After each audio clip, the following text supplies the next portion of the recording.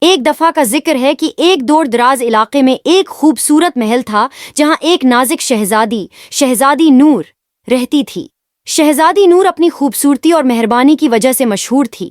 ایک دن محل کے باغ میں چلتے ہوئے اس نے ایک پرانی کتاب پائی جو اس کے دادا جان نے لکھی تھی۔ اس کتاب میں ایک جادو کے باغ کا ذکر تھا جو محل کے قریب جنگل میں چھپا ہوا تھا۔ شہزادی نور نے فیصلہ کیا کہ وہ اس جادو کے باغ کو ضرور دیکھے گی۔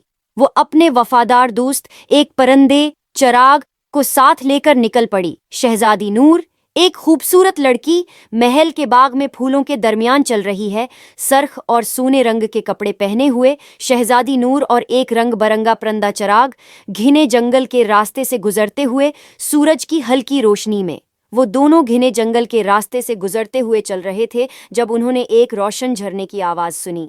جب وہ اس جھرنے کے پاس پہنچے تو انہوں نے دیکھا کہ پانی کے نیچے ایک چھپی ہوئی راہ تھی۔ شہزادی نور اور چراغ ایک چمکدار اور رنگ برنگی باغ میں، جہاں ہر پھول اور درخت سے روشنی نکل رہی ہے۔ اس باغ میں ہر طرف خوشبو اور روشنی تھی۔ شہزادی نور نے دیکھا کہ ایک بڑے پھول پر ایک پری بیٹھی ہے۔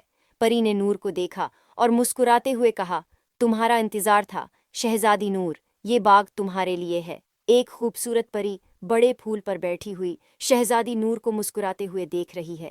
پری نے شہزادی نور کو ایک چھوٹا سا جادو کا پھول دیا جو ہمیشہ کھلتا رہتا تھا اور کہا، یہ پھول تمہارے سب خواب پورے کرے گا۔ شہزادی نور نے شکریہ ادا کیا اور پھول کو اپنے پاس رکھ لیا۔ شہزادی نور اور چراغ واپس محل میں ہاتھ میں جادو کا پھول لیے ہوئے خوشی سے چمک رہے ہیں۔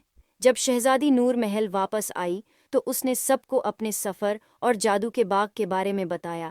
اس دن سے شہزادی نور اور بھی زیادہ پیاری اور خوش ہو گئی تھی اور اس کا محل روشنی اور خوشیوں سے بھر گیا تھا۔